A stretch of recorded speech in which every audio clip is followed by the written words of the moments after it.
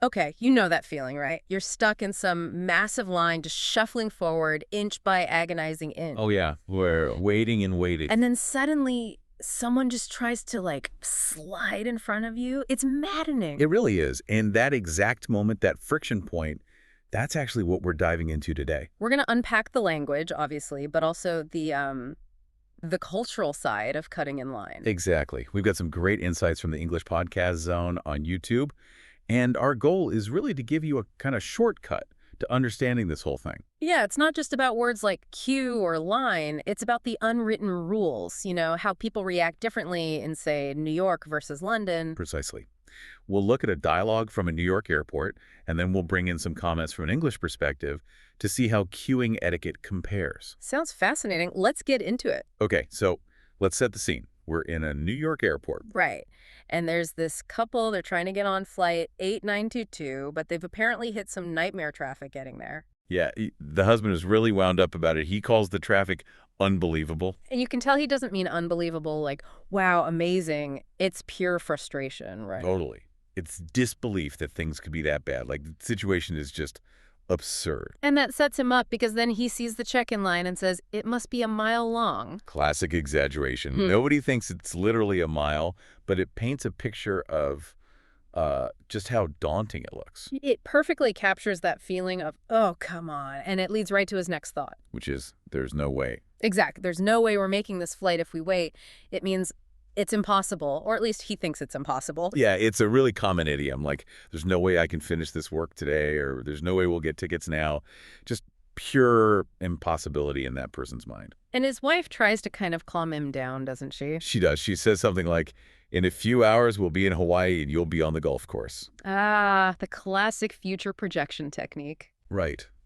It's a neat way to talk about where you'll physically be later on. Like saying, I'll be in the office tomorrow, or we'll be at the beach next week. Simple, but effective sometimes. Pulls you out of the immediate stress. Hopefully. But in this case, the husband is, well, he's past that point. Because he decides to cut in line, which is the core phrase here, isn't it? It is. Simply means getting ahead of other people who are waiting before you.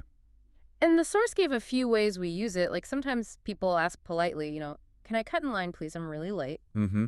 Or complaining, like, I hate it when people cut in line at the bank. Standard stuff. But there was that interesting exception mentioned. Ah, yeah. I think it's okay when a pregnant woman cuts in line. That's fascinating, right? It's like this unspoken social agreement that some needs just override the normal rules. It really is. It shows a kind of underlying empathy, maybe. Definitely makes you think. Anyway, back in the airport, someone calls him out for cutting. And his response. Sue me. Oof. Yeah, that's not friendly. No, it's super dismissive. It basically means, I don't care what you think, or tough luck, what are you going to do about it? He's definitely not inviting legal action. It's pure defiance. Shows how rattled he is. Okay, so that's the New York scenario. Intense traffic, frustration boils over, someone cuts, gets called out, responds rudely. Pretty direct. Very direct. But this is where it gets really interesting comparing it to, say, England. Right, because the source brought in Sarah from England, and she uses a different phrase entirely. She does. She calls it jump the queue. Jump the queue, same action, different words. And apparently a very different cultural weight behind it. Sarah mentioned that in England, queuing is, well, it's a big deal. How so? She said we're very proud of our queues, and they do take it very seriously. It's almost ingrained. Proud of cues. That's dedication. It sounds like it. It reflects this deep value placed on fairness and order. Jumping the queue isn't just impolite. It's like violating a social contract. So how do people react then? Is it like the New York scene, potential arguments? Not usually, according to Sarah. It's often more subtle. She mentioned tuts. Tutting, like that little clicking sound of disapproval. Exactly. Tutting, making it very obvious through body language, maybe size, looking pointedly. Sometimes people might say something out loud, but maybe not as aggressively. So it's more about social pressure and disapproval than direct confrontation. That seems to be the gist, yeah. Compared to the source's take on New York, where if someone cuts and is rude, it could end up in a fight. Very different vibe. Wow. Are there specific rules they take super seriously? Oh, yeah. Sarah gave the classic London Underground example, the escalators. Ah, stand on the right, walk on the left. Precisely. She said, it's all very serious there. There's rules and regulations. It's not just a suggestion. It's practically law down there. You definitely get told off, maybe just with a look, if you get it wrong. Mm-hmm. And it even extends to tiny situations, like in the supermarket, What, like queuing for the checkout? even smaller. Mm. She described these mini queues. Like if someone is picking out oranges, others will sort of wait their turn before reaching in for their own oranges. They won't just crowd around and grab. Really? Like a little invisible politeness bubble? Kind of. She called it a courtesy. Mm. It's about respecting that person's space and turn, even for something that quick. That's incredible. It shows how deep this queuing mentality goes. It's not just about lines, it's about turn-taking in general. Absolutely. So you have this stark contrast, right? Right. New York, direct, potentially confrontational, cut in line.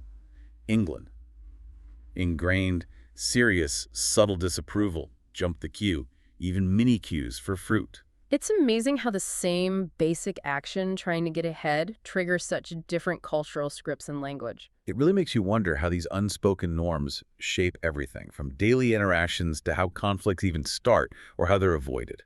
Okay, so wrapping this up a bit, we've seen how just looking at lines and cues opens up this whole world of language and culture. Yeah, from the pure frustration of that mile-long line and the blunt sue me in New York. To the serious business of jumping the queue in Britain, with its tuts and escalator rules, and even those polite little supermarket waits. And knowing the difference between cut in line and jump the queue isn't just vocabulary. No, it's like getting a peek behind the curtain at the cultural programming, you could say. It gives you cultural fluency, Right. a shortcut to understanding why people might react the way they do in different places. It helps you navigate things with a bit more insight. Totally. So hopefully this gives you something to think about next time you're waiting somewhere, whether it's for your morning coffee or, getting into a big concert. Think about that invisible rule book for the line you're in.